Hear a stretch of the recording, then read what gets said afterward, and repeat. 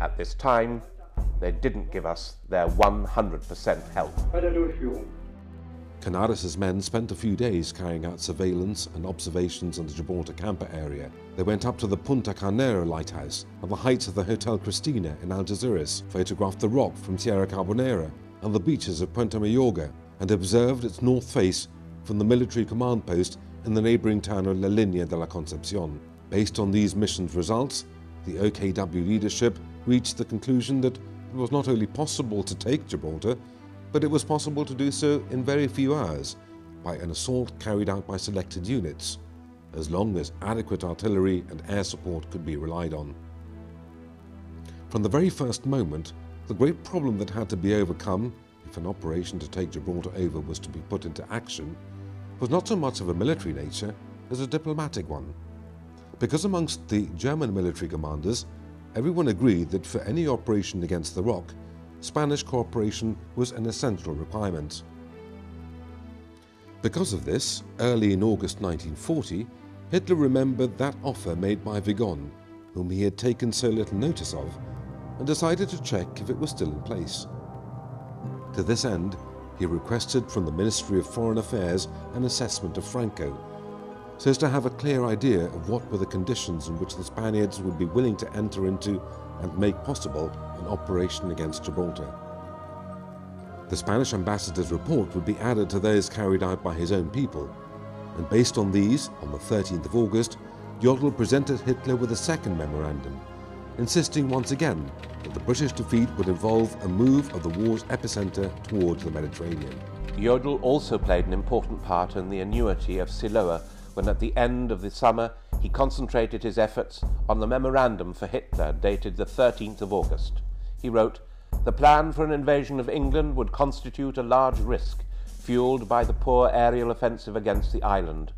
Alternatively, the invasion would only be contemplated if there was no other means of breaking Great Britain. Fortunately, there was a way to reach this, as the opportunity of attacking and occupying the British territories in the Mediterranean had been considered to the point that Jodl highlighted Gibraltar, Malta, and the Suez Canal as the prime targets. The loss of these strategic positions would undoubtedly culminate in the end of the war." Amongst other actions, it was proposed therein that, as well as supporting the hesitant advance of the Italians towards Suez, Gibraltar should be taken having sealed an agreement with Italy and Spain. The lack of results obtained until then by the threat of a German landing and the peace initiatives, both in public and secret, meant that this time Hitler showed himself more receptive towards Jodl's proposals. Soon after, having known of the result of the last meeting between Franco and the German ambassador in Madrid, Hitler gave the go-ahead to start preparations for an assault operation against Gibraltar. Almost at the same time, the High Command of the Wehrmacht prepared the first draft of an operations plan, the timetable of which would decisively condition the deadline of future diplomatic negotiations with Spain. As well as transferring the German strategy's central axis towards the Mediterranean, from a political point of view it would involve implementing a complicated diplomatic plot which the Germans would have to weave whilst working with two other parties. On one side, it was a matter of priority that Spain enters into the war, for which Germany would have to assume Spain's wish to recover sovereignty over Gibraltar, which is not too complicated to achieve, as well as its territorial ambitions in Africa. And here lay the first problem, because these claims could only be satisfied at the expense of a France to which Germany did not wish to harm excessively, with a view to facilitating its future incorporation to the Axis.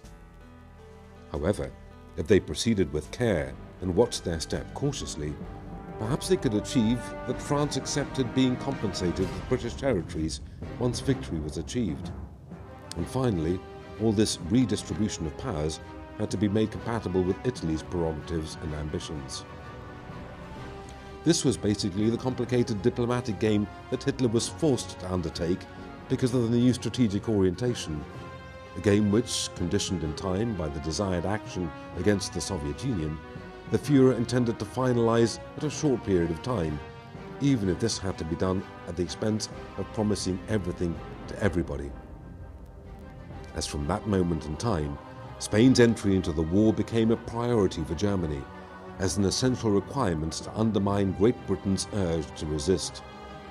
But that sudden interest did little more than confirm to the Spanish leaders that the feared possibility of a lengthy war had gained strength, implying noticeable changes to those horizons which had favoured Franco's offer the previous June.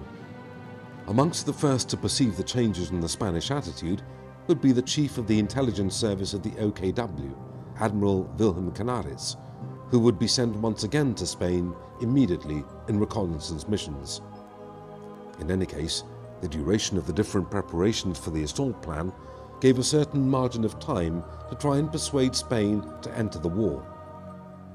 Hitler himself was more than confident enough to transmit his desire and set the matter on course during a visit that the then Minister of Government Affairs, Ramón Serrano Suner, was to pay to Berlin in mid-September. España falangista de Franco trae al Führer del pueblo alemán su cariño y su amistad y su lealtad de ayer, de hoy y de siempre. In that meeting, Hitler could personally see how Franco had locked himself within the conditions already put forward some weeks earlier for the German ambassador. As well as assuming Spain's territorial intentions in Africa, Germany should provide military assistance for defending the country, especially the Canary Islands, against a possible British retaliation, as well as take command of the supply of food, fuel and raw material. Although Serrano's visit would end without conclusive results, it kept alive all the German hopes of reaching their objectives, because together with the renewed tokens of commitment to the Axis, and always following Franco's instructions, Serrano had accepted Hitler's proposals to discuss the definitive signing of the requested Hispano-German agreement in a future meeting of both countries' leaders. Until that moment, Franco had always put a special interest in equipping himself with the security mechanism which would allow him to preserve the initiative before the Germans. This was no other than to retain under his control the choice of the moment in which Spain's entry into the war would become effective. A moment in which for Franco could not happen until it could count with the certainty that Great Britain would soon be defeated.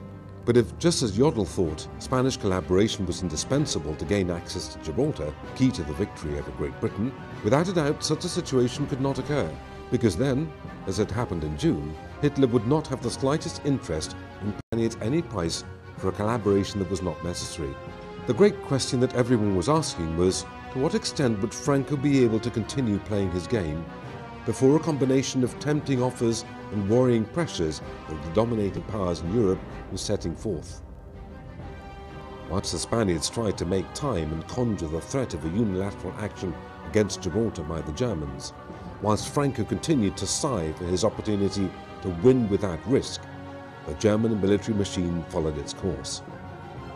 The assault plan devised by the High Command of the Wehrmacht towards the end of August was being polished up thanks to material provided by the Spanish army, being of particular interest with regard to artillery research and its very own intelligence services.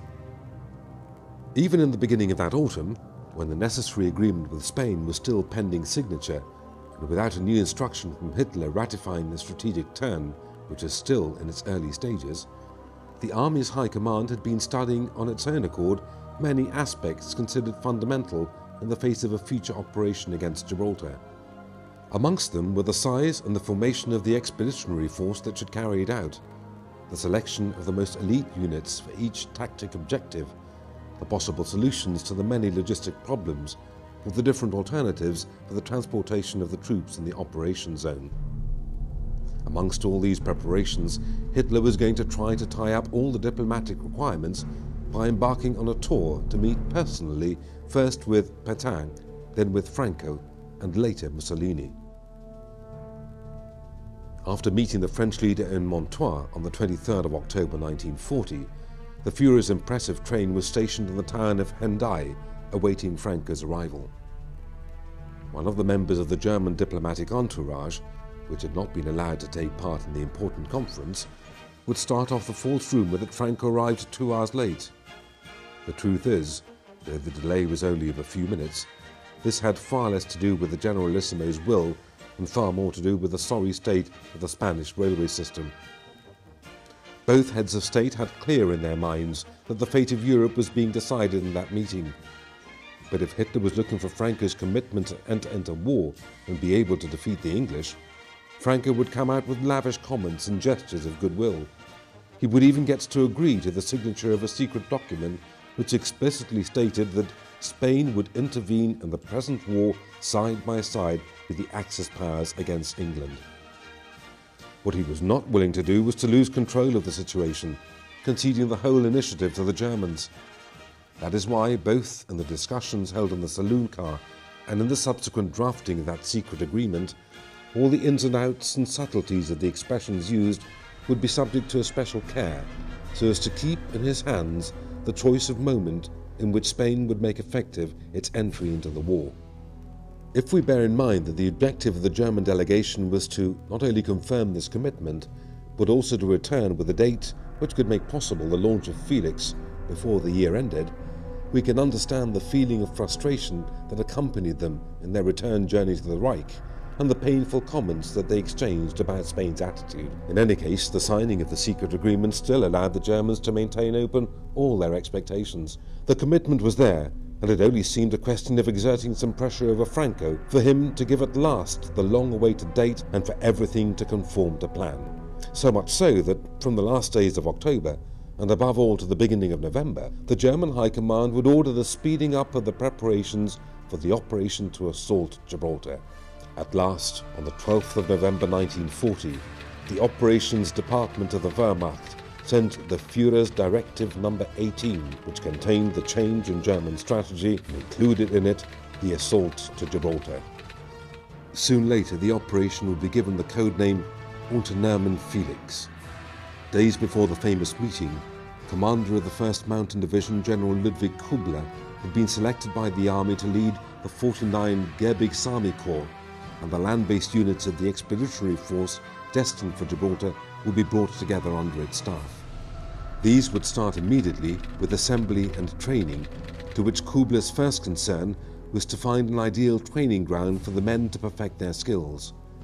Curiously enough, the very day of the Hitler-Franco meeting, Kubler found what he was looking for in the surroundings of Besançon, in an old French training ground called Le Val d'Aon, where the mountainous Jura foothills reproduced rocky formations very similar to that of the Rock of Gibraltar. Hours later, the select units destined to form the Assault Division started to arrive at the chosen location. The support formations mainly came from the 1st Mountain Division, which was deployed in France. It's not surprising that its commander, the recently promoted General Hubert Lanz, was the person chosen to lead the new Storm Division that was being created. He was a young general. He was a Groupstruppe general. And he also was a man who had experience in managing and logistics. A man who knew how to organize things. Then Lanz reached the next step. He traveled with 12 other men. But first he had a meeting with Admiral Canaris to arrange things, because Canaris was the chief of the Secret Service and he had the contacts in Spain. After the meeting with Admiral Canaris, they travelled to Spain. I believe it was Tuirun, where they met a Spanish officer, and with this Spanish officer they all went down to Gibraltar. They had a look at the situation around Gibraltar, and later, in his autobiography, Lanz mentioned that he was shocked because the plans he had in his hand saw an assault from both land and sea. He saw this was an open area and then realized this would have been a suicide mission. The fighting quality of the selected troops did not go unnoticed. Amongst the first to arrive were the soldiers of the 98th Mountain Company, the former Lanz Regiment, hardened youths from South Bavaria who proudly wore the Edelweiss that identified them as selected Alpine troops. dann ist plötzlich das kommen. And then came the story that we had to capture Gibraltar. We travelled to Gibraltar, we had a look, and afterwards returned. Suddenly, there were no more exercises or orders. We were the best equipped force, 98 Mountain Division Regiment, and also an elite force. When we arrived in Besançon as occupiers of the country, we did our work and exercises like in peacetime.